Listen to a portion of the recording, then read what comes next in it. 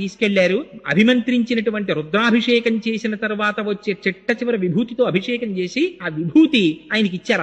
Upper నోట్లో వేసుకున్నారంతే ఆ శూలవ్యాధి పోయింది. ఆయన అపారమైన శివభక్తుడైపోయి పత్తికాలు పాడారు. పాడుతుంటే ఈ విషయం జైనులకి తెలిసి మా దగ్గర నేర్చుకున్న మంత్రములతోటే శూలవ్యాధి పోగొట్టుకుని అవి శైవ మంత్రముల చేత తగ్గించుకున్నానని ప్రచారం చేస్తున్నాడు మహాప్రభు.